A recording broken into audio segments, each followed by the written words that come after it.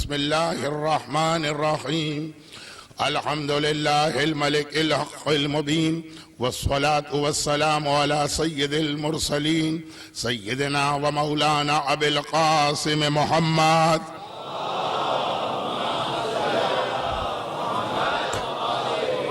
وآله الطيبين الطاهرين المعصومين المظلومين المنتجبين الميامين سيما على بقية الله في الأراضين وحجته على العالمين اللهم أجل له الفرج. أما بعد فقد قال الله الحكيم في كتابه الكريم بسم الله الرحمن الرحيم وما أرسلنا من رسول إلا ليطاع بإذن الله. صلوات.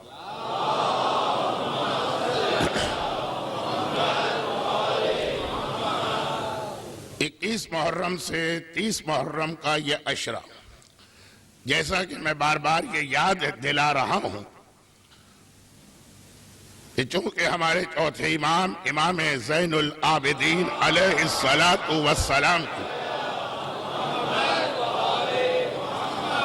شہادت کی تاریخ اسی تیسرے عشرے میں آتی ہے، تو ہمارا کوئی بھی موضوع یا عنوان ہو، امام کے حالات، امام کی سیرت اور امام کے زمانے کے بعض تاریخی واقعات بیان کرنا میں اپنی ذمہ داری سمجھتا ہوں۔ یہ میں نے اس لیے کہا کہ بعض اوقات میں اصل عنوان سے ہٹ کر ایک آدھ ایسا جملہ، جیسے 3 دن پہلے جناب گیہان بانو اور جناب گیہان بانو کی اولاد اور ان کے حالات بھی آ گئے، جبکہ بظاہر اس وقت اس کی ضرورت نہیں تھی، لیکن چونکہ چوتھے امام کی سگی خالہ اور انہی کی پوتی سے چوتھے امام نے اپنے بیٹے کی شادی کی، تو اب الگ سے یہ تاریخ پڑھنا مشکل ہوتا۔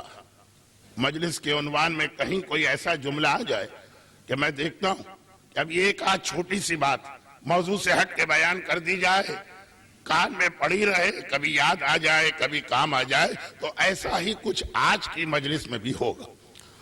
لیکن بنیادی اعتبار سے جو ہمارا عنوان چل رہا اطاعت رسول، چاہے وہ سورہ نساء کی 65ویں آیت جو 3 دن تلاوت کی گئی، یا یہ 64ویں آیت جو کل اور آج تلاوت کی جا رہی، اور چاہے وہ آیت جسے کل رات سے آپ میں سے بہت سے لوگ اپنی نمازوں میں تلاوت کرنا شروع کریں گے، شب جمعہ سے لے کے جمعے کی سپہر تک انسان جو بھی نماز پڑھے، مغرب، عشاء، فجر، ظہر، عصر، جمعہ، مستحب ہے اور انتہائی تاکیدی مستحب، یہ پہلی رکعت میں علم کے سورہ کے بعد سورہ جمعہ کی تلاوت کرے، تو اس کی دوسری آیت، یہ ساری آیتیں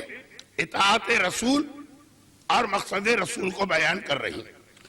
لیکن چوتھے امام کی سیرت کا ایک انتہائی اہم پہلو ہے دعا، الصحیفۃ الکاملہ یا الصحیفۃ السجادیہ۔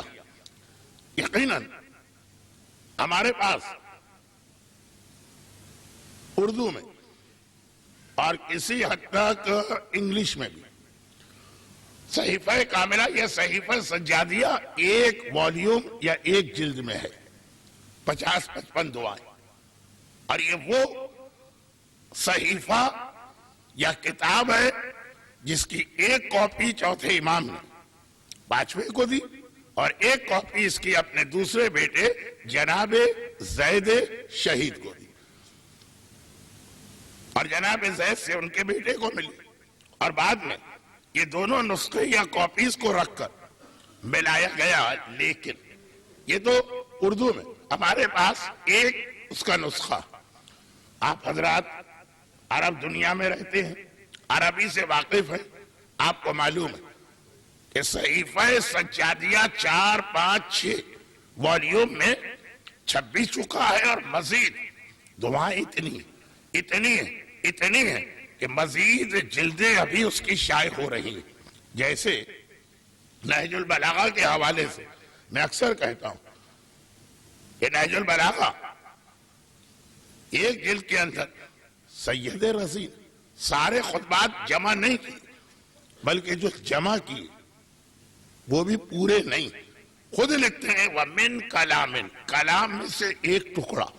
تو 16 یا 17 جلد نہج البلاغہ جس میں معتبر خطبات، نہج الاسرار نہیں جو انتہائی ضعیف خطبات پہ مشتمل ایک مجموعہ ہے. نہج البلاغہ صحیفہ کاملہ، مگر صحیفہ کاملہ کا یہ 2-4 جملوں میں ایک ایسا تعارف جو ہر مومن اور مومنہ پہلے سے جانتے ہیں. میں نے کوئی نئی بات نہیں بتائی. یہ اس لیے ہوا کہ آج مجلس کے شروع میں چوتھے امام کی سیرت کے اس پہلو کے حوالے سے 2 چھوٹے سے سوالات کا جواب دینا. کون سا پہلو؟ دعا. صحیفہ کاملہ کی دعائیں جو زیادہ تر خانہ کعبہ کے صحن اور اطراف صحن میں تلاوت کی گئی، بلکہ ان میں بھی زیادہ دعائیں میزاب رحمت، وہ جو سونے کا ایک پرنالہ ہے، اس کے نیچے امام نے ارشاد فرمائی. بہت مختصر ایک جملہ خانہ خدا کی دیواروں میں 4 دیواریں مختلف معصومین کے حوالے سے جملہ ملتا ہے. اس دیوار کا یہ حصہ فلاں امام کی عبادت کی جگہ تھی، اس دیوار کا یہ حصہ فلاں امام کی عبادت کی جگہ تھی.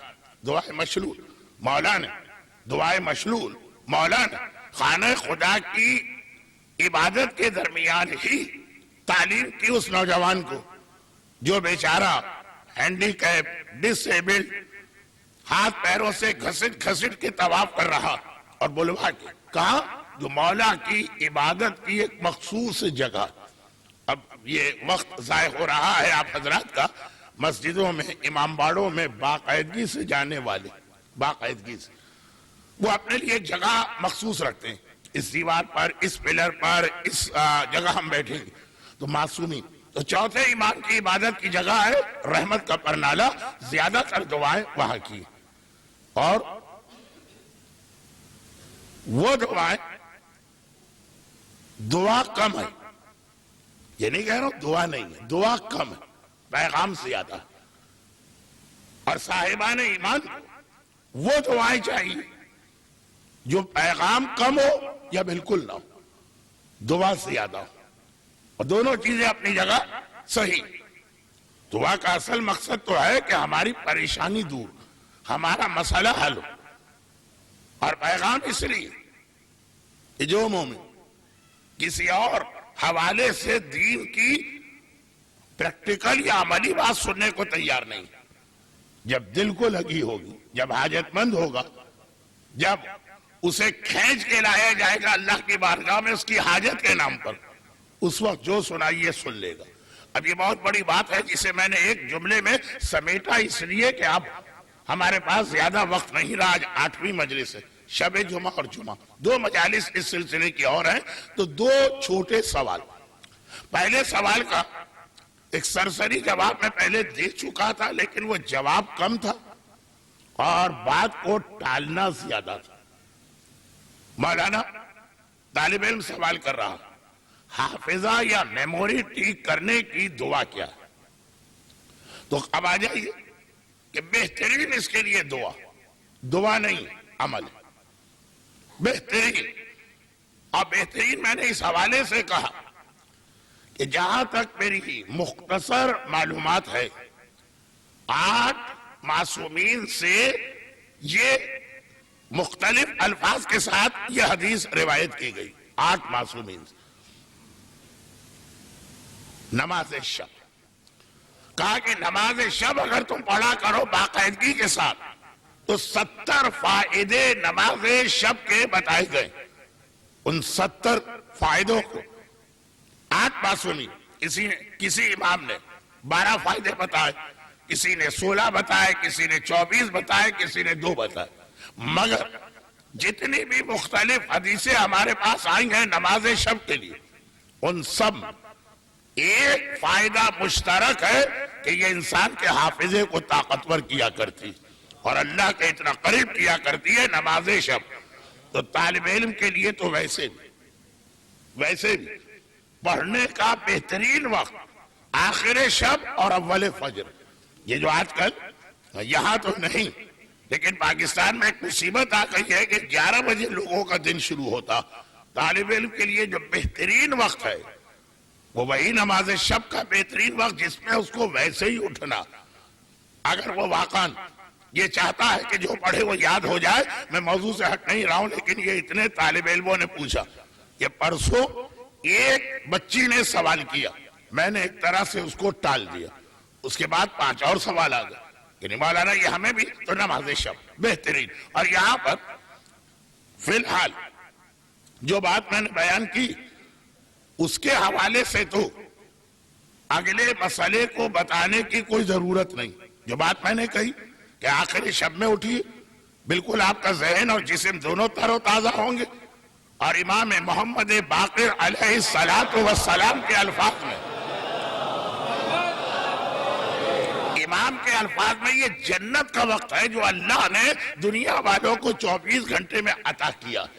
جنت کا وقت اس کا ایک چھوٹا سا حصہ ہمیں دیا گیا نماز فجر سے آدھے گھنٹے پہلے کا، جیسے اصل جنت کا ایک ٹکڑا ہمیں دیا گیا شہر مدینہ کے اندر، اسی انداز سے جنت کے دن اور رات پتہ نہیں 24 گھنٹے ہوتے ہیں کہ کتنے گھنٹے، اس کا ایک ٹکڑا ہمیں دیا تاکہ ہمیں اندازہ ہو جائے کہ جب اتنے سے وقت کا جو جنت سے آیا اتنا فائدہ، تو جب آپ خود جنت پہ پہنچیں گے انشاءاللہ اپنے اعمال کی وجہ سے نہیں، محبت اہل بیت اور رضائے ایمان کی وجہ سے۔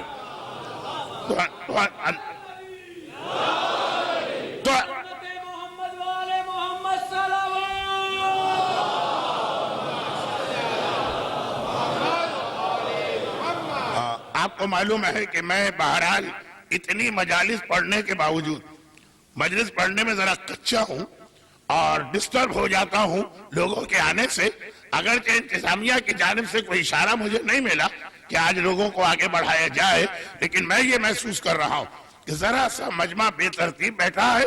دیکھیے آپ خود دیکھیے کہ پیچھے لوگوں کو زحمت ہے اور آگے اتنی جگہ ہے، تو اگرچہ آج انتظامیہ نے نہیں کہا لیکن میں یہ محسوس کرتا ہوں، ورنہ میں ڈسٹرب رہوں گا۔ باقی لوگ درود بھیجے محمد والے محمد۔ ادھر بہت جگہ، ادھر بہت جگہ۔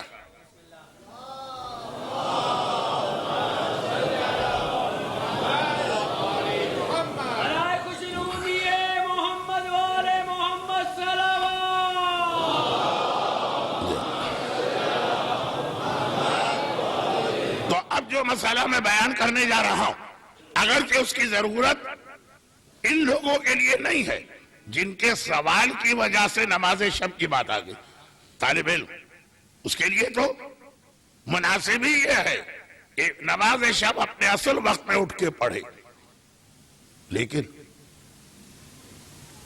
ٹیلی ویژن اس کو چھوڑے گا رات کے 2 بجے سے پہلے تو وہ نماز شب کے وقت اٹھے گا۔ انٹرنیٹ، فیس بک، ٹویٹر، دیکھیں یہ ساری وہ چیزیں جن کا اصل مقصد ہی ہے کہ جنت کے وقت سے ہم کو محروم کیا جائے۔ رات کے 2 بجے سو گئے تو 8 بجے 9 بجے سے پہلے آنکھ کہاں کھولے گی؟ تو خیر یہ تو ایک ضمنی بات آ گئی، اصل بات لیکن باقی صاحبان ایمان جو دنیاوی امتحانات سے فارغ ہو چکے ہیں اور اب آخرت کے امتحان کے لیے تیار بیٹھے، ان کے لیے نماز شب کے حوالے سے ایک مسئلہ کہ نماز شب اسلام کی واحد نماز ہے، واحد، جس کے 3 وقت، ہر نماز کے 2 وقت ہوتے ہیں، ادا اور قضا۔ نماز شب کے 3 وقت ہیں، ادا، قضا اور ایڈوانس۔ وقت سے پہلے بھی پڑھی جا سکتی ہے اور یہی ایک نماز ایسی ہے جو وقت سے پہلے پڑھی جا سکتی ہے۔ فقہی مسائل ممبر پہ بیان کرنے کا وقت نہیں ہوتا، میں یہ نہیں کہتا کہ بیان نہیں ہونے چاہیے، لیکن جب پہلے سے موضوع پہ بات ہو رہی ہے تو دوسرے لوگ جو امتحان کی وجہ سے نہیں، جو دوسرے 70 فائدے ہیں نماز شب کے، اگر آپ کبھی وہ روایت پڑھ لیجئے جس میں 70 کے 70 فائدے بتائے گئے تو آپ خود حیران ہوں گے یا مسئلہ بچا ہی کون سا جس کے لیے ہم کسی اور دعا کی جانب متوجہ ہوں۔ تو یہ جملہ بہت بڑا ہو سکتا ہے لیکن میں نے یہاں پہ روک دیا تو دوسرے لوگ اگر نماز شب اصل وقت پہ نہ پڑھ پائے تو جیسا آپ نے سنا یہ قضا بھی ہو سکتی ہے، سنت نماز، لیکن اگر وقت پہ نہ پڑھے تو وقت کے بعد پڑھیے اور قضا بھی ہو سکتی ہے اور اس وقت بھی ہو سکتی ہے۔ علماء کرام اور حسینیہ زہرا میں تو ہر وقت اب ایک عالم آپ کے ساتھ ہے، علماء کرام آپ کو بتائیں گے کہ اس وقت بھی آپ قضا پڑھ سکتے ہیں جب آپ گاڑی ڈرائیو کرتے ہوئے اپنے کام پہ جا رہے ہیں یا میٹرو میں بیٹھ کر اپنے اسٹیشن کی جانب جا رہے ہیں، سنت نماز چلتے پھرتے حرکت کی حالت میں بغیر مجبوری کے پڑھی جا سکتی ہے۔ اس مسئلے پہ غور کیجئے تاکہ نماز شب کی جتنی زیادہ برکتیں آپ کو مل سکیں۔ یہ تو ایک بات ہوئی۔ اب آئیے روزی نماز شب پڑھو، یا یہ سوال 70 فائدے اصل میں اس طرح سے نہیں آئے کہ امام نے ایک مرتبہ کہا کہ آج بیٹھ جاؤ میں 70 فائدے بتاتا ہوں، نہیں، راوی امام کے پاس بیٹھا تھا، صبح شام لوگ آ کے سوال کر رہے ہیں تو روزی کے لیے یہی جواب، صحت کے لیے یہی جواب، حافظے کے لیے یہی جواب، قرضہ اتارنے کے لیے یہی جواب، ہمارا پیسہ لوگوں کی گردن پر ہے وہ واپس نہیں کر رہے اس کے لیے یہی جواب۔ راوی نے گنا تو 70 مختلف مسئلے اس دن امام معصوم سے پوچھے گئے اور امام نے سب کے جواب میں کہا علیک بالصلاۃ اللیل، علیک بالصلاۃ اللیل، علیک بالصلاۃ اللیل، حتیٰ جب ہم مفاتیح الجناح میں گئے اور وہاں پہ ہمیں ایک سید رشتی کا واقعہ ملا جو حج کے دوران دشمنوں کے علاقے میں پہنچ گئے، زمانے کے امام کو پکارا، امام نے کہا نماز شب پڑھو تب ہم تمہاری مدد کے لیے آیا کریں گے۔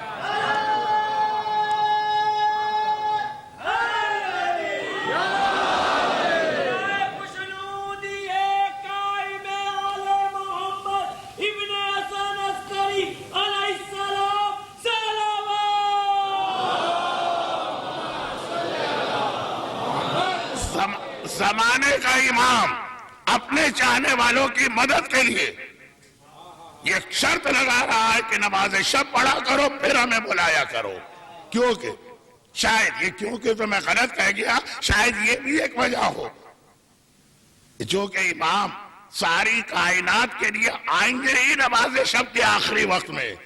یاد رکھیے ظہور امام کا وقت ہے نماز شب کا آخری وقت اور نماز فجر کا اول وقت، جو جاگ رہے ہوں گے وہی سنیں گے امام کا اعلان، باقی لوگ انہیں یہ اطلاع ملے گی فیس بک سے، ہاں بچے بھیجیں گے یہ کہ یہ ایک اعلان ہو گیا، ٹویٹر سے، ای میل سے، ایس ایم ایس سے، ٹیکسٹ میسیجنگ سے، ٹیلی ویژن سے، اخبارات سے، اور فرق ہے خود اپنے کانوں سے جو یہ اعلان سنے گا کہ امام آ گئے، خود جبرائیل کی آواز جو خود سنے گا اس کا عقیدہ کچھ اور ہوگا، اس کا یقین کچھ اور ہوگا، اور جو ادھر ادھر کے ذرائع سے سنے گا وہ آخر وقت تک شک میں رہے گا کیونکہ خود نہیں سنا۔ جیسے کوئی بھی واقعہ ہو، اخبار میں خبر آتی، اگر آپ نے اپنی آنکھ سے دیکھا ہے آپ کا یقین کچھ اور ہوتا، اور آپ نے نمائندہ خصوصی یا اخبار کے رپورٹر کی بات پڑھی ہے آپ کا یقین کچھ اور ہوتا ہے۔ فرق ضرور ہے، خود دیکھا ہو ایک ایکسیڈنٹ ہوا آپ خود کھڑے، اور ایک ایکسیڈنٹ کی خبر آپ نے اخبار میں پڑھی کہ نمائندہ کہتا ہے رپورٹر کہ میں جا رہا تھا تب میں نے یہ دیکھا، بہت فرق ہے، بہت فرق ہے۔ تو اب امام کا اعلان جبرائیل کریں گے، کوئی اور نہیں کرے گا۔ اپنے کانوں سے جبرائیل کی آواز سنی یا کسی اور نے بتایا کہ یہ اعلان کیا گیا ہے، یقین کے مرحلے میں فرق ہوگا، اور یہ یہاں سے موضوع بدل رہا ہے، اس لیے میں اپنے آپ کو روکتا ہوں گرچہ چوتھے امام کے حالات میں یہ جملہ کئی بار میں کہہ چکا ہوں کہ چوتھے امام نے زمانے کے امام کی شاید سب سے زیادہ تیاری کروائی، لیکن فی الحال جو 2 دن سے موضوع چل رہا تھا اب یہ تیاری کروائی، اس میں ایک جملہ جو پہلی مجلس سے میرے اوپر ادھار تھا اسے مکمل کروں، اور پھر آج جو میرے پاس میں نے کہا نا کہ 2 قسم کے سوالات آئے، دوسرے سوال کا ایک مختصر جواب۔ یہ تو پہلا اتنا لمبا ہو گیا، لیکن چونکہ اس میں نماز شب، فقہ مسائل، ظہور امام کا اعلان براہ راست سننا اور کسی کے ذریعے سننا بہت فرق ہوتا، اور خاص طور پر کسی اور کے ذریعے آپ نے سنا، وہ اگر کوئی مرجع، اگر کوئی مجتہد، اگر کوئی انتہائی مقدس آدمی، پھر بھی یقین آئے گا۔ اور اگر اخبارات جو کبھی 2 سر والے بچے پیدا کر دیتے ہیں اور 8 ٹانگوں والی بکریاں پیدا کر دیتے ہیں اور عجیب و غریب بریکنگ نیوز دے کے 2 گھنٹے کے بعد واپس لے لیتے ہیں، اس میں شک ہی شک رہے گا۔ تو یہ بھی ایک بہت اہم سوال کا جواب ہے کہ مولانا یہ جو کہا گیا کہ امام کے ظہور کی آواز کے بعد بھی ہر مومن اس پہ یقین نہیں کرے گا، تو کیوں؟ ایک وجہ یہ ہے جو میں نے ابھی بتا دی، جاگ رہے ہیں، جن کے ہاتھ نماز شب کے قنوت کے لیے اٹھے ہوئے ہیں، جو نماز فجر کے لیے مصلی پہ تیار و آمادہ ہے، وہ براہ راست یہ آواز سنیں گے۔ یہ تو ہوا اس سوال کا جواب، اور اسی میں اپنے موضوع کو چوتھے امام سے ملاتے ہوئے کہ چوتھے امام نے زمانے کے امام کی سب سے زیادہ تیاری کرائی۔ اس کا ایک سوال آتا ہے کہ آخر سب سے زیادہ چوتھے امام نے کیوں تیاری کرائی؟ تو اس کا جواب آ چکا ہے، کیونکہ سب سے زیادہ چوتھے امام سے پوچھا جاتا تھا کہ امام کب آئے گا، کربلا کی وجہ سب سے زیادہ چوتھے امام سے سوال ہوتا تھا، جس سے زیادہ سوال کیا جائے گا وہی زیادہ جواب دے گا، سب سے زیادہ۔ اور یہ ہمارے پاس روایت بے شک چھٹے امام کے حوالے سے آئی، لیکن وہ روایت جو چھٹے امام کے حوالے سے وہ چوتھے امام نے پہلی بار ارشاد فرمائی۔ کون سی روایت؟ کہ عاشور کے دن یہ دعا ضرور مانگا کرو کہ اعظم اللہ اجورنا بمصابنا بالحسین، اور وجعلنا وإياكم من الطالبین بسارہ مع ولیہ الامام المہدی من آل محمد علیہ السلام۔ یہ دعا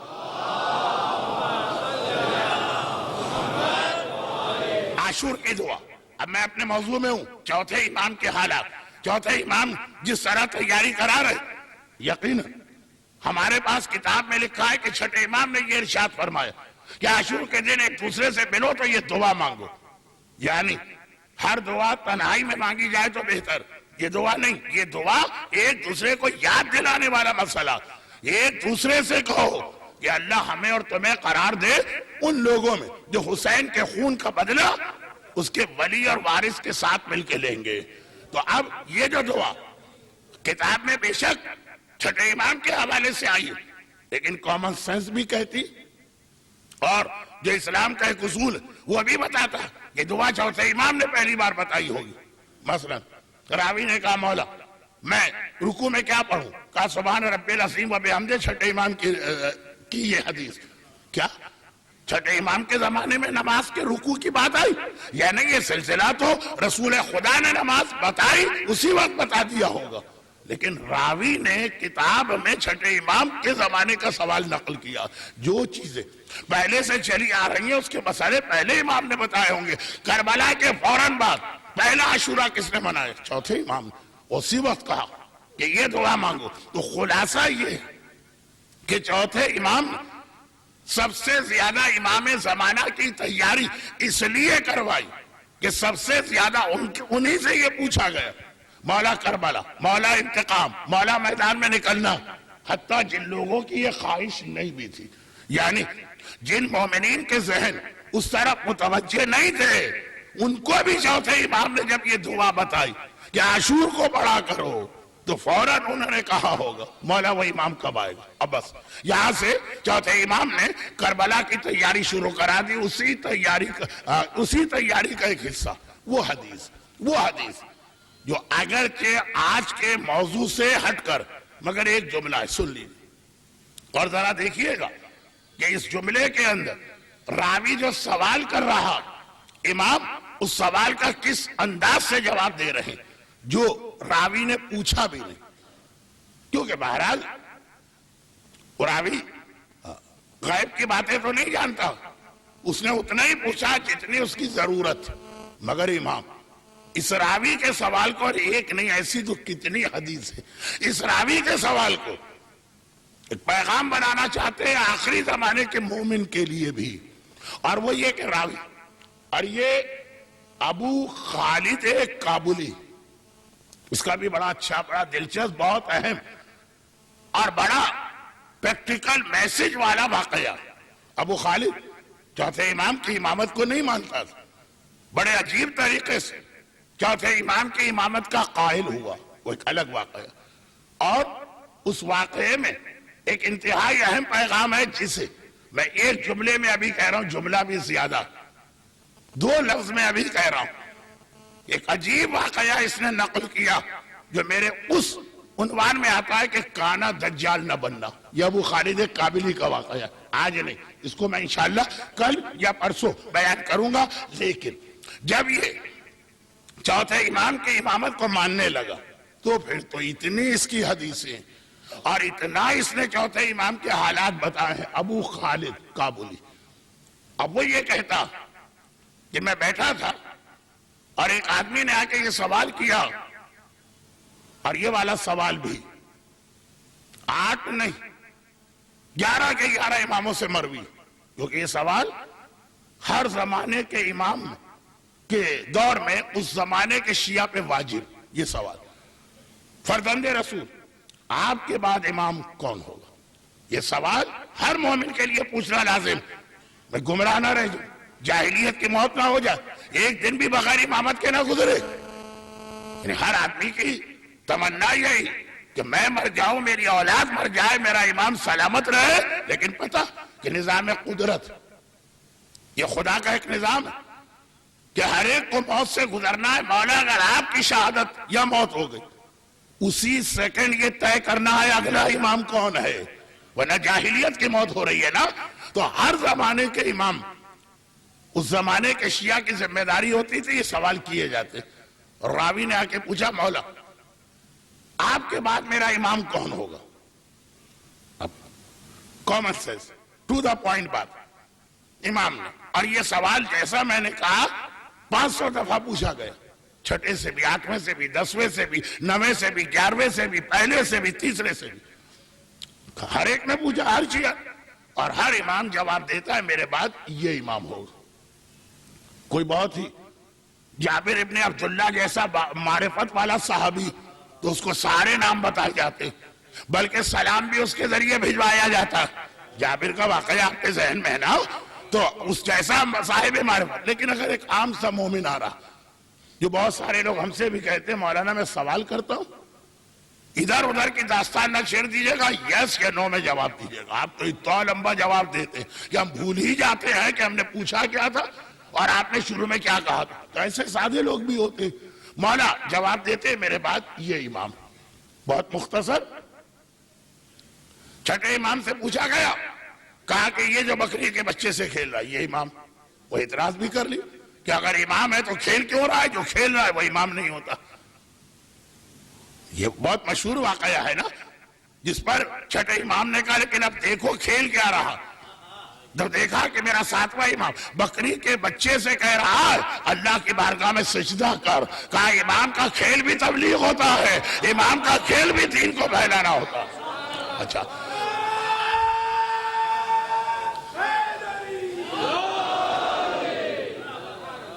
آج مومنین اتنے تو نہیں ہے کہ اتنی زیادہ گرمی ہو جائے، لیکن خیر، تو خلاصہ یہ ہے، 11ویں سے پوچھا گیا اور آپ کے بعد امام کون؟ کہا یہ جو گیند سے کھیل رہا۔ بہت ساری روایتیں، پورا ایک باب ہے، لیکن راوی نے جو سوال کیا وہی اس کا جواب دیا۔ 4 سے ابو خالد کابلی کہتے، اب یہ امام زمانہ کے ظہور اور ولادت کے حوالے سے بہت بڑا فتنہ ہے۔ علمان من فتنۃ الزمان، ایک بہت بڑا فتنہ اور آزمائش ہے جس کا جواب 4تھا امام دے رہا۔ 5ویں نے بھی بعد میں وضاحت کی، 6 نے بھی بعد میں ہدایت اور نصیحت کی، لیکن آغاز کہاں سے ہوا جو میرا اصل جملہ، 4تھے امام تیاری کرا رہے امام زمانہ کی، خالی یہ کہہ کر نہیں کہ وہ کربلا کا انتقام لے گا، وہ تیاری نہیں ہوئی، وہ تو ایک پیغام دیا کیسے کربلا کا انتقام لیا جائے گا۔ اس کے اندر یہ حدیث، جیسے جب میں نے 2 دن پہلے 3 دن پہلے اصل حدیث پڑھی تو یاد ہوگا کہ نوجوان خوش ہو کے چلے، امام زمانہ آ جائے ان سب سے بدلے لیں گے، کہ رک جاؤ، امام کا آنا اتنا آسان نہیں، آگ ہاتھ میں رکھنا آسان ہے، آخری زمانے کو گزارنا مشکل ہے، اس انداز کی یہ حدیث۔ تو ابو خالد کہتے ہیں کہ امام نے فرمایا میرے بعد میرا بیٹا محمد امام ہوگا، کئی اولادیں ہیں امام کی 11، چوتھے امام کی 11 اولادیں بتائی جاتی، تو نام بھی واضح کیا کہ میرے بیٹوں میں جو محمد ہے، اور اس کے بعد اس کا بیٹا جعفر امام ہوگا۔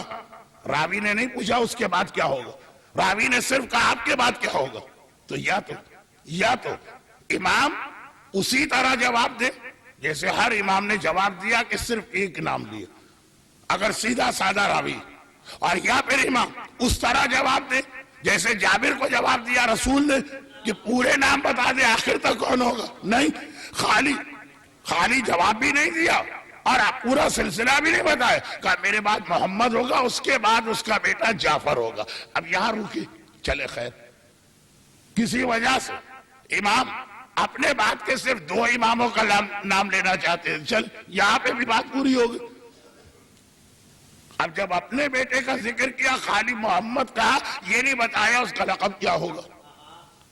جب چھٹے امام کی بات آئی، کہا اس کے بعد، پھر یاد رکھیے راوی نہیں پوچھ رہا ہے اس کے بعد کا، امام خود سے کہہ رہے اس کے بعد جعفر ہوگا، اور یہ جعفر وہ ہوگا کہ صاحبان ایمان میں وہ صادق کے لقب سے اس لیے مشہور ہوگا کہ میرے جد رسول خدا نے یہ وصیت کی تھی میرے بابا حسین کو، اور حسین نے یہ وصیت مجھ سے کی تھی کہ بیٹا جب تمہارے یہاں پوتا پیدا ہو، بات ہو رہی ہے بیٹے کی، راوی پوچھ رہا ہے بیٹے کے بارے، چوتھا امام بغیر راوی کے پوچھے ہوئے پوتے کے حالات بتا رہا، اور یہ کہہ رہا کہ یہ وصیت میرے بابا نے مجھ تک پہنچائی، یہ کہہ کر کہ حسین آغوش رسالت میں بیٹھے رسول حسین کو وصیت کر رہے، اے حسین یہ وصیت اپنے بیٹے کو کرنا، اور وہ بیٹا کہہ رہا میرے بابا نے مجھ سے وصیت کی کہ میں اپنے پوتے کا نام جعفر رکھوں، اور اس کا لقب صادق ہے، اس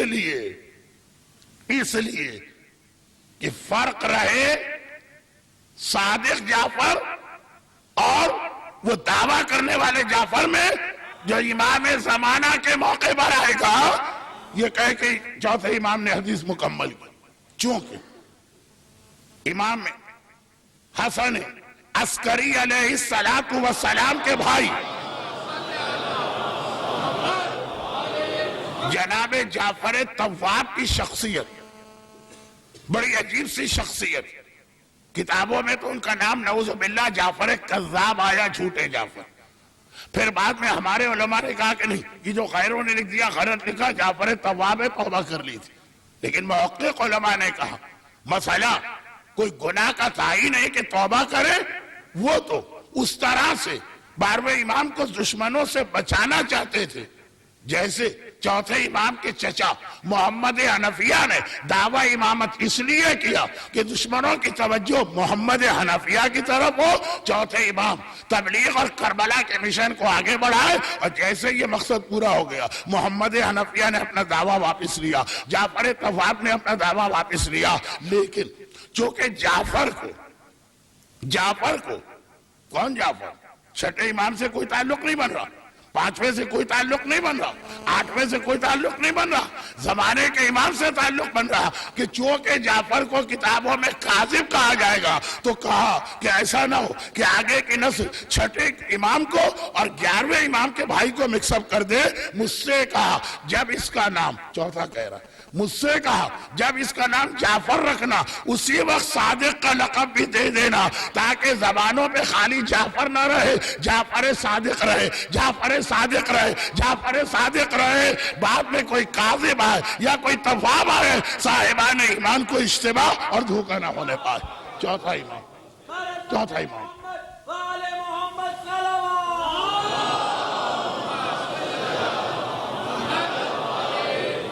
اگرچہ بظاہر تاریخ زیادہ ہو گئی، لیکن یہ تاریخ نہیں ہے، یہ ظہور امام سے پہلے کا وہ فتنہ جس کے لیے ایک لفظ میں ابھی بھی استعمال کر چکا، کانا دجال۔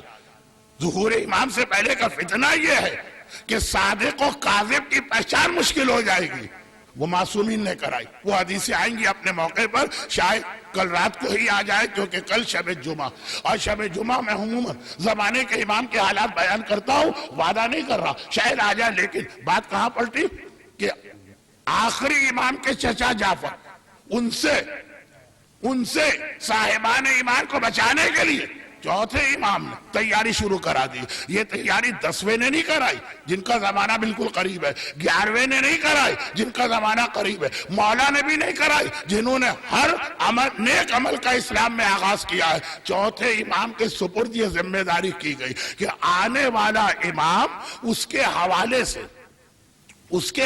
سے ہمارے شیعوں کو بہکانے کی جتنی بھی سازشیں کی جائیں گی, اس کا جواب تمہیں شروع کرنا ہے, کیونکہ کربلا کی وجہ سے سب سے زیادہ تم سے ہی پوچھا جا رہا ہے کہ وہ آخری امام کیسا ہوگا. تو ابھی سے لوگوں کو بتا دینا, خالی آخری امام کا نام لینا کافی نہیں ہے, یہ تیاری بھی کرو کہ دشمن تمہیں وقت آخر بہکا نہ دے. اور ایک جملہ یہ بھی شب جمعہ کا جملہ, یہ نہیں کہہ رہا ہوں کہ میں کل پڑھوں گا, لیکن میں کہہ رہا ہوں کہ یہ دو چیزیں ساتھ. کہا کہ جب موت کا فرشتہ آتا ہے تو شیطان مومن کو بہکانے کے لیے آتا. بیک وقت جب موت کا وقت آتا ہے تو کمرے میں بیک وقت دو شخصیتیں داخل ہوتی ہیں. وہ معصومین تو اپنی جگہ, لیکن ابھی بات ہے ملک الموت آئے, ادھر سے شیطان آئے. ملک الموت روح قبض کرنا چاہتا ہے, شیطان آخری ٹرائی کرنا چاہتا ہے کہ مرتے مرتے یہ مومن 1 منٹ پہلے اس کے ایمان کو ختم کر دوں. دعا یا دیلہ اس لیے پڑھائی جاتی, اور یہی اصول امام کا ہے. جب امام ظاہر ہوں گے تو ایک طرف سے امام آئیں گے, ایک طرف سے وہ طاقتیں آئیں گی جو صاحبان ایمان کو آخری وقت میں بہکانا چاہیں گے کہ اب تو ان کا امام آ گیا. یہ لوگ دیکھیں گے جیسے ہی چہرے پہ نگاہ پڑے گی. جب علی کے چہرے کو دیکھنا عبادت ہے تو علی کے معصوم بیٹوں کو دیکھنا بھی عبادت ہے.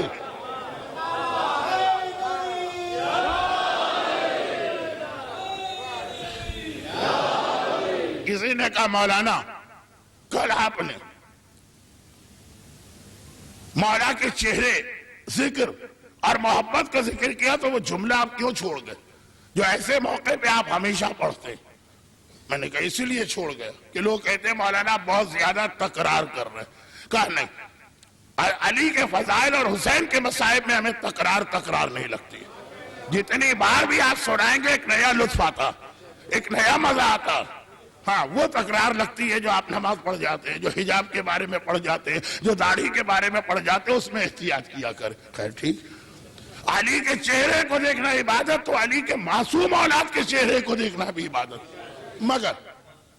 مگر یہ علی کے حقیقی فضائل نہیں آئے. علی تو بہت بلند شخصیت کا نام, چہرہ دیکھنا عبادت تو ہو سکتا ہے کہ ہم کوئی حدیث سن لیں کہ ماں کے چہرے کو دیکھنا بھی عبادت اور باپ کے چہرے کو دیکھنا بھی عبادت, تو علی کے چہرے کو دیکھنا اور یہ دیکھنا برابر لگنے لگے گا. کہا کہ عظمت علی کو پہچانو. وہ چہرے کی روایت تو آ گئی ان لوگوں کے حوالے سے جنہیں محبت علی تک پہنچانا تھا, رسول نے ان کے حوالے سے یہ بات کہی.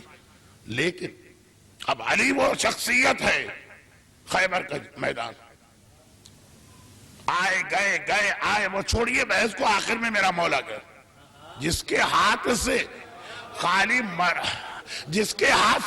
مرب و انتر نہیں مارا گیا. خیبر کا سردار بھی مارا گیا, جس کے بعد جناب صفیہ کا واقعہ کل تھا. تو جب میرا مولا گیا مرب انتر واصل جہنم ہوئے.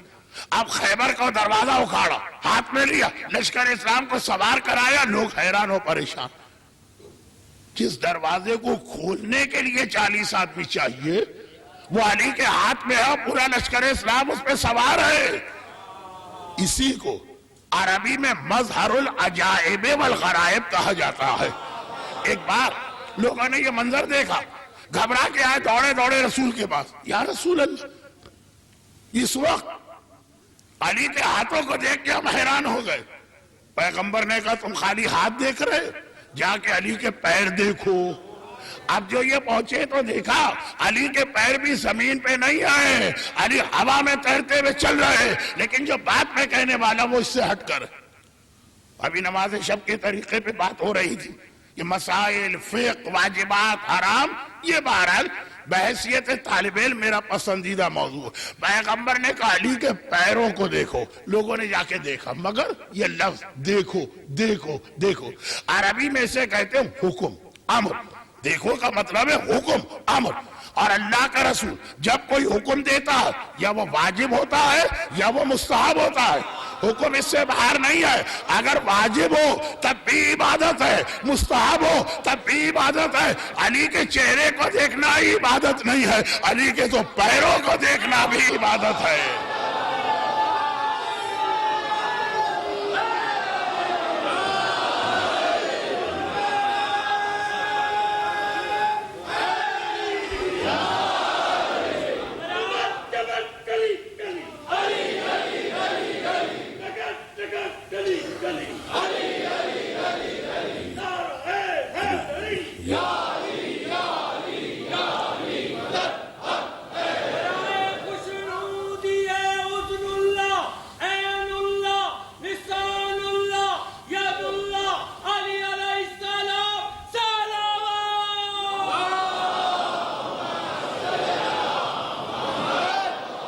اس زمانے کا امام وہ بھی علی کا معصوم وارث اور معصوم بیٹا ہے، اس کے چہرے کو دیکھنا بھی عبادت، اس کے ہاتھوں کو دیکھنا بھی عبادت، اس کے پیروں کو دیکھنا بھی عبادت، اس کا ذکر بھی عبادت، اس سے محبت بھی عبادت، کیونکہ یہ علی کا جز ہے، یہ علی کا حصہ ہے، اس میں اور علی میں کوئی فرق نہیں ہے۔ مگر دشمن آخری ٹرائی کرے گا اس سے پہلے کہ صاحب ایمان زمانے کے امام کو دیکھے، جیسے شیطان ملک الموت کے وقت ایک آخری کوشش کرتا کہ ابھی بھی وقت ہے مومن کو اس کے ایمان سے محروم کر دو۔ دعائے عدیلہ ہم کیوں پڑھتے ہیں؟ وقت آخر ایمان کو بچانے کے لیے۔ تو ظہور امام کے موقع پر بہت سارے فتنے آئیں گے، اور زیادہ تر فتنوں کا خلاصہ یہ ہوگا کہ جیسے جیسے آخری زمانہ قریب آتا جائے گا ویسے ویسے شیطان کی کوشش بڑھتی جائے گی، صاحب ایمان کو اپنے امام سے بہکایا جائے،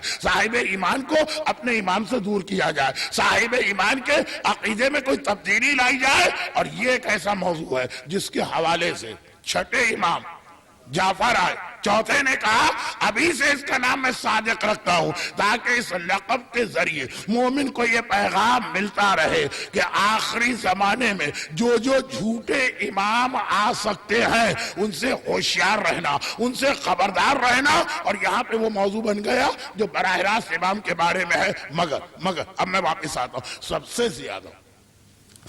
زیادہ امام زمانہ کی تیاری چوتھا امام کرا رہا، اور ایک جملہ یہ بھی چوتھے امام کا،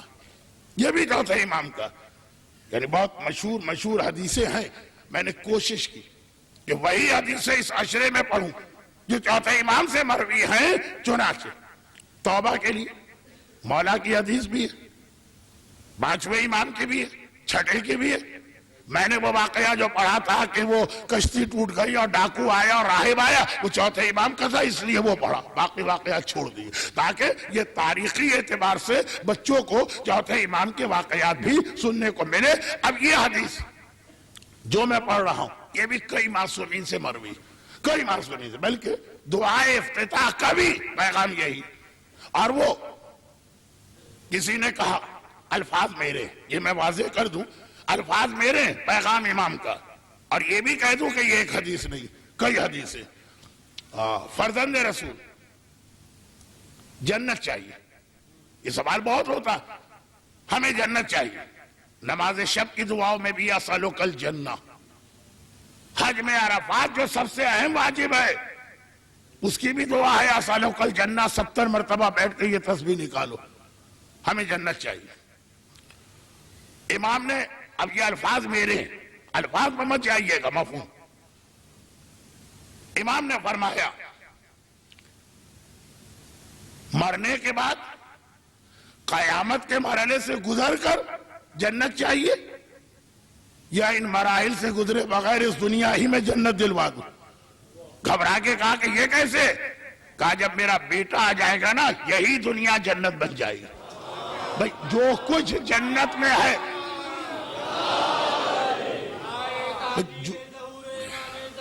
بلندتر صلوات.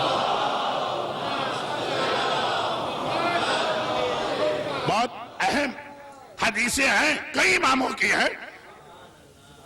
وہ جو دعا ہے، دعا افتتاح کا ایک ٹکڑا، ویسے تو پوری دعا، لیکن آخر اللہم انا نرغب الیک فی دولت کریمت تعز بها الاسلام واہلہ وتذل بها النفاق واہلہ وتجعلنا فیها من الدعاة الى طاعتک والقادة الى سبیلک وترزقنا بها کرامت الدنیا والآخرہ. دنیا اور آخرت کی ساری خوبیاں حکومت امام جمع کر کے ہمیں اس سے فائدہ اٹھانے کا موقع دے. آخرت کی ساری خوبیاں، جنت آخرت ہی ہے نا، کہا وہ سب اس دنیا میں مل جائے گا. امام اگر آ گئے، وہ ایک تو ہے کہ مرو، قبر کے مرحلے سے گزرو، فشار قبر. ابھی میں آج سانپ اور بچھو پہ نہیں آ رہا ہوں، اس کے لیے کل کی رات ہے. لیکن عذاب قبر، قیامت کا دن، اور اتنا خطرناک دن، پلے سے رات، پھسلتے ہوئے، گرتے ہوئے، لڑکھڑاتے ہوئے، سہارا لیتے ہوئے جا، پھر جنت ملتی. اور ایک جنت اسی دنیا میں بیٹھے بٹھائے مل گئی. جنت کی ساری نعمتیں. 4 دن پہلے کی مجلس ایک فہرست بنائیے. 4 دن پہلے میں نے کہا تھا اللہ نے آپ کو کتنی نعمتیں دی. اب آج کہہ رہا ہوں ایک الگ فہرست بنائیے، جنت میں کیا کیا ملتا، وہ فہرست بنائی. اور یہ بتائیے امام کے آنے کے بعد ان میں سے کون سی چیز اس دنیا میں آپ کو نہیں ملے گی. بھئی جنت میں کیا، جنت کے اندر مثلا روزی کی کوئی پریشانی نہیں. امام کے آنے کے بعد کوئی پریشانی رہے گی روزی؟ جنت میں کیا ہے، جنت کے اندر بڑھاپا نہیں ہے. جو بوڑھے لوگوں کو ڈھونڈ رہے ہیں وہ جنت میں تو نہیں ملیں گی. امام کے آنے کے بعد کوئی بوڑھا رہے گا؟ اچھا عجیب بات، یہ واقعہ بھی چوتھے امام کا ہے. یہ والا واقعہ جو میں اشارہ کر رہا ہوں. بھئی اب جب امام آئیں گے تو سب تو جوان نہیں ہوں گے نا، بہت سے بوڑھے ہوں گے. ان کا کیا ہوگا؟ میں اب بہرحال جب میں نے یہاں مجالس شروع کی تھی 1980-81 میں، جوان تھا. اب بوڑھا ہو گیا، میرا کیا ہوگا امام کے آنے کے بعد؟ حبابہ کا واقعہ، 8 معصومین کا واقعہ ہے، لیکن جو اصل جملہ ہے وہ چوتھے امام کا ہے. حبابہ نہیں پڑھوں گا تو کل کوئی پوچھے گا مولانا یہ واقعہ کیا، اور پڑھوں گا تو لوگ کہیں گے آخر آپ آ ہی گئے نا داڑھی کے موضوع پر، جو اتنے دن سے ہم انتظار کر رہے تھے کیوں نہیں آیا. اب واقعہ بھی پڑھنا، تو اب لوگوں کی خاطر یا تو واقعہ بالکل نہ پڑھوں، یا پڑھوں تو جیسا ہے ویسے ہی پڑھوں گا. یہ نہیں ہے کہ تبدیلی کر دوں. وہ کچھ اور ہوتے ہیں. حبابہ ایک مومنہ رسول اللہ کے کئی سالوں کے بعد پیدا ہوئی، اسلام قبول کیا، تلاش میں چلی، اور اسلام حقیقی قبول کیا کہ رسول کا اسلام مل ہی نہیں سکتا جب تک کہ علی کو نہ مانو. اب علی کی تلاش میں چلی. رسول تو دنیا سے جا چکے، وہ تو میری پیدائش سے پہلے کی بات. علی کی تلاش میں چلی، پتہ چلا کہ علی آج کل مدینے میں نہیں ہے، کوفے میں داخل ہوئی. یہ ایسا واقعہ ہے جس میں حبابہ نے 3 علی ملائے ایک دوسرے سے. پہلا علی، بیچ والا علی، اور آخر سے پہلے والا علی. 8 معصومین کا زمانہ دیکھا، پہلا معصوم بھی علی، اور چوتھا معصوم بھی علی، اور 8واں معصوم بھی علی. یہ تینوں علی کو یہ واقعہ ملا تھا. کوفے میں داخل ہوئے. اب سامنے مسجد کوفہ، اتنا نمایاں جگہ ہے مسجد کوفہ. کوفے میں داخل ہوئے، سامنے وہاں گئی. مولا یہیں رہتے، گھر پیچھے ہے. مسجد اور مولا کے گھر کے درمیان ایک دروازہ، یا گھر میں ہوں گے یہ مسجد. پتا چلا نہ گھر میں ہے نہ مسجد میں. کہاں ہے؟ کہا کہ تجھے پتا نہیں ہے، تو صبح 9 بجے کا وقت تو پتا تو ہے. ہم تو ہوتے دکھا دیتے کہ راڈو گھڑی پہنے ہوئے ہیں، رولیکس گھڑی پہنے ہوئے ہیں، ہمیں پتا. کہا 9 بجے علی نہ مسجد میں ملتے ہیں نہ گھر میں ملتے ہیں. کہاں ہوتے؟ کہا بازاروں کی چیکنگ کرتے رہتے. رزق حرام مومن کے پیٹ میں نہ جائے، امام کو سب سے زیادہ یہی فکر و پریشانی ہوتی ہے. پہلی مجلس رزق حرام، عاشورے کا خطبہ رزق حرام. تو اب کا اس وقت یہاں نہیں ہوتے. زیادہ تر حرام رزق بازاروں کے ذریعے پیٹ میں اترتا ہے. کہا کہ اس وقت علی بازار کی نگرانی کرتے ہیں، وہاں ملیں گے. چلے بازار کوفہ میں انٹر.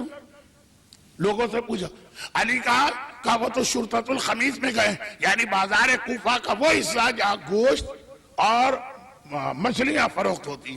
ہر بازار میں الگ الگ حصے ہیں. یہ تو میں فضول ٹائم پر بات کر رہا ہوں. وہاں پہنچے، دیکھو ایک بڑا مجمع لگا، لوگوں کا ایک بہت بڑا ہجوم ہے. نظر نہیں آ رہا وہاں کیا ہو رہا. ہمارے شہروں میں ایسا کب ہوتا؟ جب کوئی جیب کترنے والا لوگوں کی جیبیں کاٹنا چاہتا ہے، اس کے ساتھ ہی کھڑے تھے، وہ دیکھو آسمان پہ کچھ نظر آ رہا، سب دیکھ رہے ہیں، غائب غلہ۔ خیر، خلاصہ یہ ہے کہ یہ گھبرا گئی کہ مجمع کیوں ہے۔ اب لوگوں نے دیکھا ایک عورت آ رہی، علی کا زمانہ ہے، خواتین کا احترام، لوگوں نے راستہ دیا، آگے گئی، دیکھا بیچ میں علی کھڑے۔ کیسے پتا چلا؟ تو پہلی دفعہ آ رہی، علی کو پہچاننے کے لیے کسی نشانی کی ضرورت ہے؟ آفتاب آمد دلیل آفتاب، علی کا چہرہ بتا رہا ہے کہ یہ چہرہ علی کے سوا کسی کا ہو ہی نہیں سکتا۔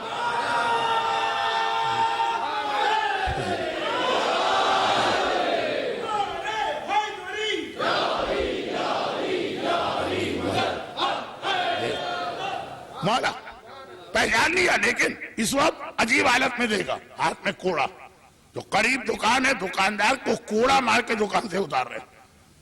شاید یہ تفصیلات میں چھوڑ دیتا تو زیادہ اچھا ہوتا کہ اصل پیغام جلدی آتا، لیکن پھر تو یہ اس واقعے کے ساتھ اور ممبر کے ساتھ بددیانتی ہوتی۔ یہ اتار رہے اور کہہ رہے ہیں کہ اے بنی اسرائیل کی عذاب شدہ قوم کو بیچنے والے، یعنی بنی اسرائیل کی جس قوم پر عذاب خدا آیا تو اسے بیچ رہا۔ اب یہ قریب آئی کہ کیا بیچ رہا ہے، یہ پتا چلا کہ مچھلیاں بیچ رہا، اور اس کی دکان میں کچھ حرام مچھلیاں رکھی تھی، اور مولا کوڑا مار کے کہہ رہے تجھے پتا نہیں یہ وہ مچھلی ہے جس پہ، یہ وہ قوم ہے جس پہ عذاب خدا آیا اور اس سے مچھلی بنایا، وہ تو مر گئے سب، اسی شکل میں اللہ نے پیدا کی۔ احنف ابن فرات وہیں کھڑے، اب حبابہ روایت نقل کر رہی، وہ آگے بڑھے، مولا تو اللہ تو بغیر کسی وجہ کے عذاب نہیں بھیجتا، اس قوم نے کیا غلطی کی تھی؟ کہا وہ داڑھیوں کو شیف کیا کرتے تھے، اللہ نے عذاب بھیجا، اور ایسا عذاب کہ قیامت تک اس شکل کی مچھلی بنا دی کہ جب اس کو دیکھو گے عذاب خدا یاد آ جائے گا، اور علی کوڑے مار رہے ہیں۔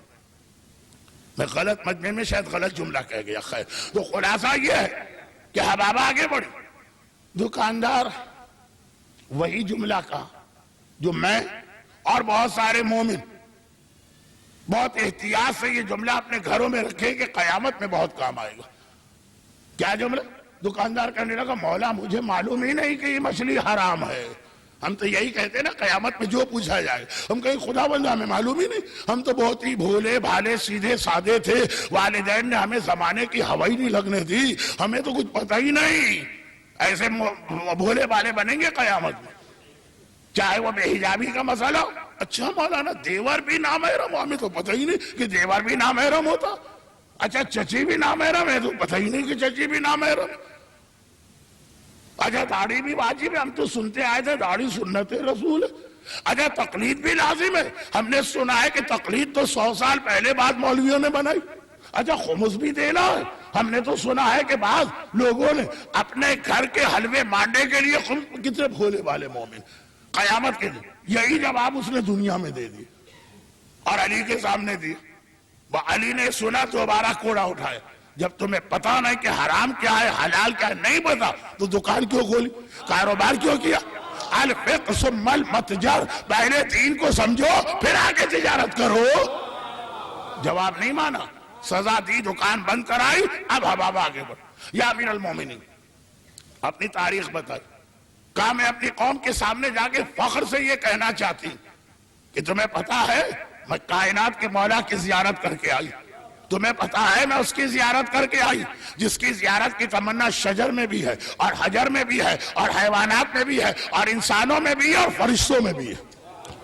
شب معراج رسول نے چھٹے آسمان پر علی کی تصویر رکھی، دیکھی، خداوندہ یہ تصویر کس لیے ہے؟ کہا سب سے زیادہ تو فرشتے تڑپتے ہیں کہ ہمیں علی کی زیارت کرنا۔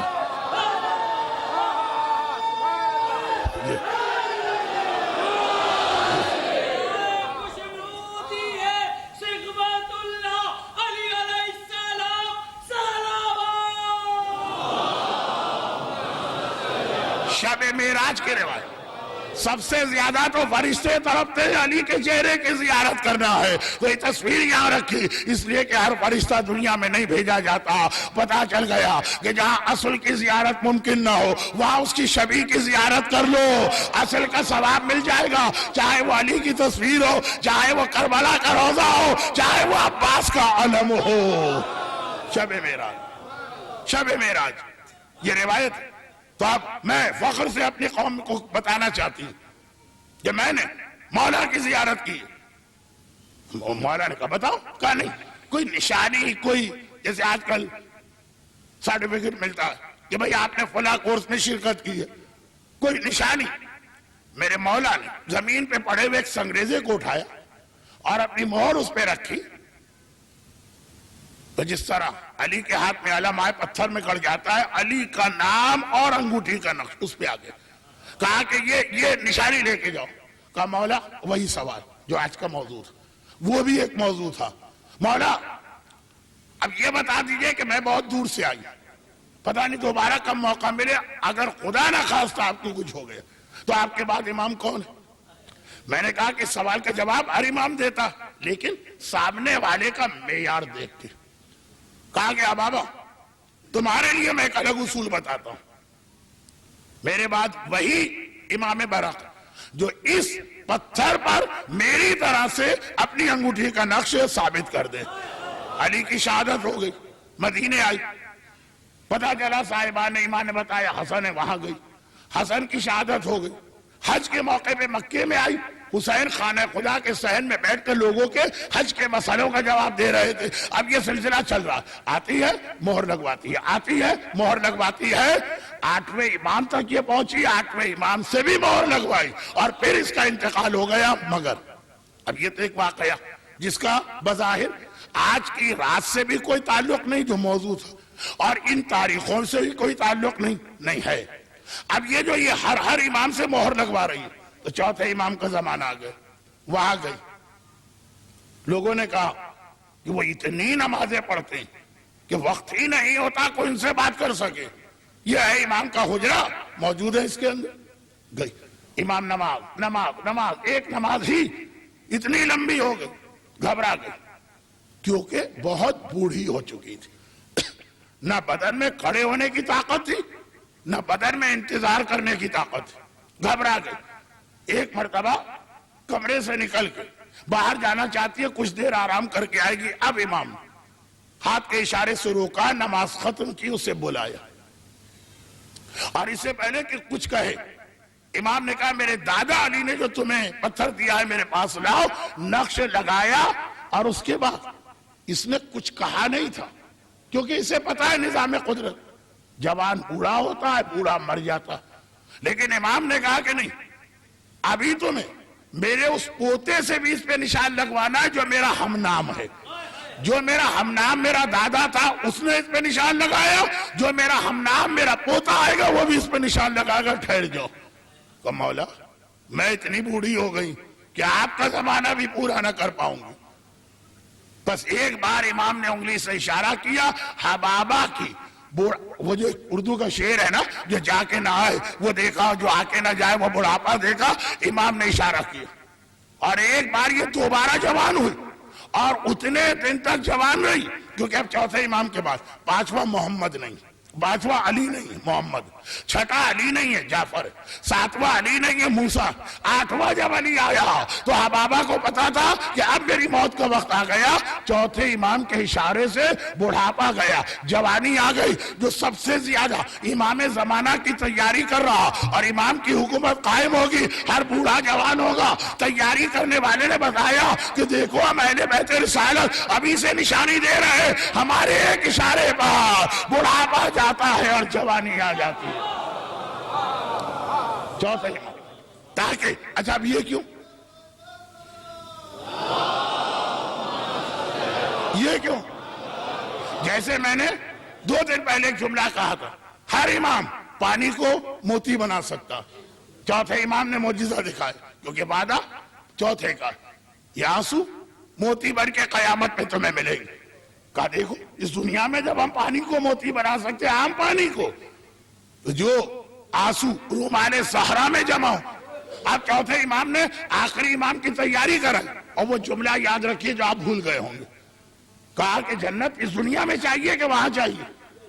بولے یہاں مل سکتی ہے جنت بغیر موت کے, بغیر فشار کے, بغیر حساب کتاب کا. میرا بیٹا آئے گا دنیا جنت بن جائے گی. اب یہ تو کہا لیکن کچھ ذرا سے کمزور عقیدے کے. کہا کہ دیکھو میں ثابت کرتا ہوں جنت میں ہر بوڑھا جا کے جوان بنے گا. آ کے دیکھ لو میرے ایک اشارے پر اس دنیا میں بڑھاپا جا کے جوانی آتی ہے کہ نہیں. اسی طرح میرا بیٹا ساری جنت اس دنیا میں بنائے گا. مگر یہ اہل بیت رسالت. اب یہاں پہ بہت بہت بہت اہم حدیث کہ جب بہت زیادہ چوتھے امام نے یہ کہا یہ جنت یہاں ملے گی جنت, لوگ خوش ہوئے. پھر ایک حدیث یاد دلائی. یاد ہے میرے جد نے کیا کہا تھا؟ ازمنو لی ستن ازمنو لکم الجنہ. تم مجھ کو 6 باتوں کا یقین دلاؤ, ضمانت لو اور گارنٹی دو, تب میں تمہیں جنت کی گارنٹی دیتا ہوں. پیغمبر کی حدیث ہے نا, ازمنو لی, مجھ سے ضمانت لو ستن 6 باتوں کی, ازمنو لکم الجنہ, تب میں تمہیں گارنٹی دیتا ہوں جنت کی. چاہے یہ جنت آخرت کی ہو, چاہے یہ جنت امام زمانہ کی ہو, 6 باتوں کی آپ گارنٹی دیں, تب امام, تب رسول, تب مالک جنت آپ کو جنت کی گارنٹی دے گا. لیکن یہ آپ دیکھ رہے ہیں حدیث پڑھنے کا وقت نہیں, بلکہ آج تو مسائل بیان کرنے کا وقت بھی نہیں. لیکن انشاءاللہ آخری 2 مجلس ہیں. ایک تو ویسے کل شب جمعہ مصائب کی رات, اور پرسوں زینب کبریٰ شام میں داخل ہونے جا رہی. لیکن میں ربط دے کے مصائب پڑھنے کا عادی. یہ اہل بیت اطہار دوسروں کو عطا کرتے ہیں, خود فاقے کرتے ہیں. حبابہ بڑھاپے میں تھی, اس کو بڑھاپے میں جوانی پلٹا دی. خود جوانی میں تھے اور بوڑھے ہو گئے. بوڑھے کو جوان بنایا اور خود اپنے آپ پہ وہ قیامت گزری کہ جوان تھا اور بوڑھا ہو گیا. 2 ہی ایسے, وقت بالکل نہیں ہے, بہت جلدی بات. 2 ہی ایسے جو جوانی میں بوڑھے ہوئے. یا رسول کی بیٹی فاطمہ ہے جو 18 سال میں اتنی بوڑھی ہے, 18 سال میں اتنی بوڑھی ہے کہ بغیر عصا کے نہیں چل سکتی. اور یا میرا چوتھا امام ہے جو جوانی میں اتنا بوڑھا ہے کہ چچا محمد حنفیہ کو یقین نہیں آ رہا, بیٹا تو 24 سال کا جوان, سر و داڑھی کے بال سفید, چہرے پہ جھریاں, کمر جھکے گی. اور یہی 2 جو جوانی میں بوڑھے ہو گئے, یہی 2 آپ کو ہر جگہ ساتھ نظر آئیں گے. سکینہ کا لاشا اٹھانا ہو تو سجاد لاشا اٹھائے گا, فاطمہ اپنے ہاتھوں میں لاشا لے گی. صف عزا پر مومن آ کے بیٹھے, سجاد وہاں جا کے بیٹھ جائے گا جہاں لوگوں نے جوتیاں اتاری ہے. کیوں؟ اس لیے کہ فاطمہ وہاں آ کے بیٹھی اور دعا دے رہی. زندان شام ہے, دروغہ, نگران, سپروائزر, جیلر ایک بار آتا ہے, کہتا ہے مولا سجاد آپ کو پتا ہے یزید نے مجھے چھانٹ کے رکھا تھا, میں سب سے ظالم تھا, آپ کی مظلومیت کے نتیجے میں آپ کا چاہنے والا بن گیا. لیکن مولا آپ لوگ میرے اور میرے بچوں کی جان کو خطرے میں تو نہ ڈالے. سجاد نے کہا یہ کیا کہہ رہا, تمہیں ہم سے شکایت ہو گئی؟ دشمن تک کو شکایت نہیں ہوئی. کیا شکایت؟ کہا مولا میں اتنی رعایت دیتا ہوں جتنا میرے اختیار میں ہے. روزانہ آپ کے خاندان کی کوئی بیوی آدھی رات کو قید خانے سے نکل کے راستے میں بیٹھ جاتی ہے, ماتم کرتی. یزید کو پتا چل گیا میرا سارا خاندان.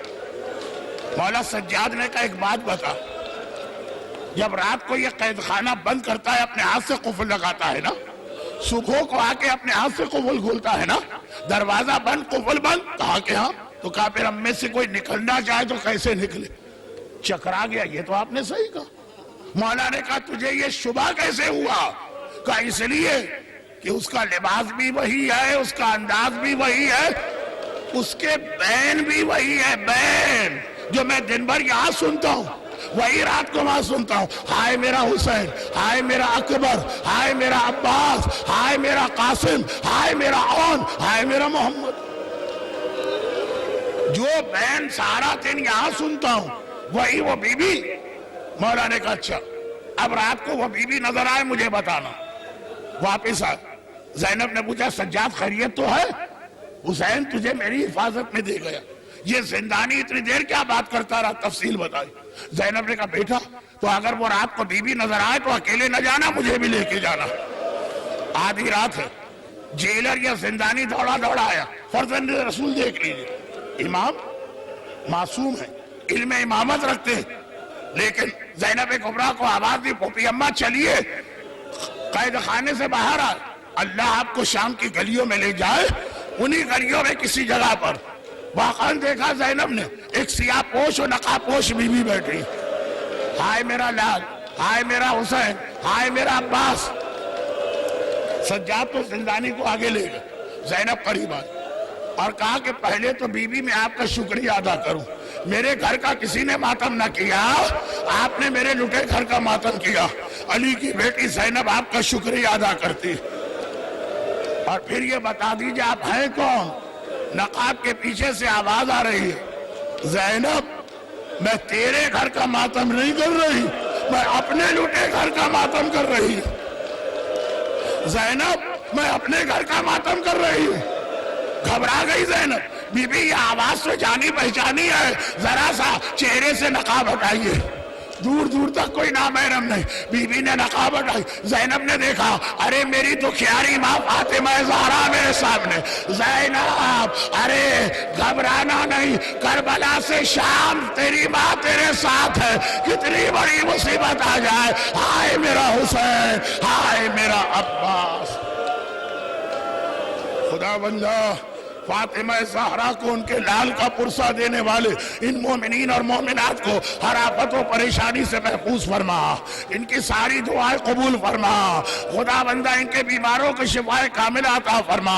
ان کو روزگار اور روزی کی ہر پریشانی سے محفوظ فرما. مرحومین کی مغفرت فرما. ظہور امام میں تعجیل فرما. جو ماتم فاطمہ کر رہی ہے, جو ماتم زینب کر رہی ہے, ماتم حسین آپ بھی یہ ماتم شروع کریں.